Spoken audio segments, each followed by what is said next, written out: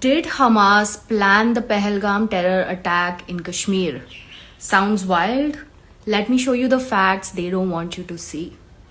So on February 3rd, 2025, Hamas spokesperson Dr. Khalid al-Kadumi, who lives in Iran, officially announced that 15 freed Palestinian prisoners would be given refuge in Pakistan.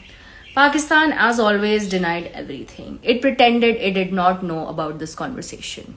However, just 2 days later, on February 5th, Dr. Kadumi lands in Pakistan and holds a massive rally in Karachi called the Al-Aqsa Million March, where he calls Pakistan an elder brother.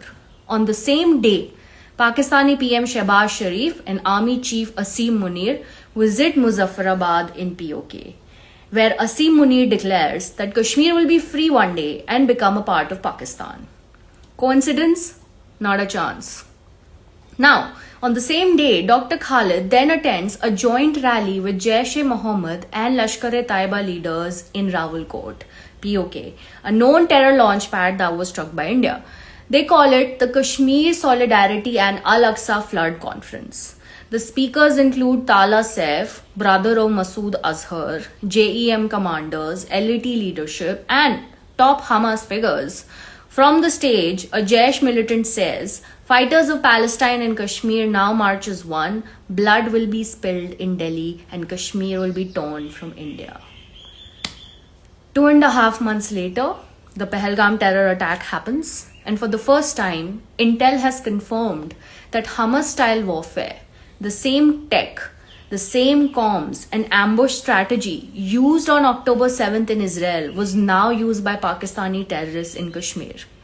Coincidence again? Come on. And yet, what is sad is that we still have people, including in India, screaming, "Free Palestine," without a clue. No research, no historical context, no nuance, nothing. They have forgotten that Hamas was elected. Over 44% of Palestinians voted them into power. So when you say free Palestine, ask yourself, free it from whom? From Israel or from Hamas? Because now Hamas has crossed a line and 26 innocent Indian lives have paid the price. So the next time you want to shout a slogan to feel good on social media, ask, how many more Indians must die for your ignorance? This was just part 1. In part 2, I'll break down how Hamas and Pakistan actually built this alliance and what they're planning next. Follow, share, and stay awake.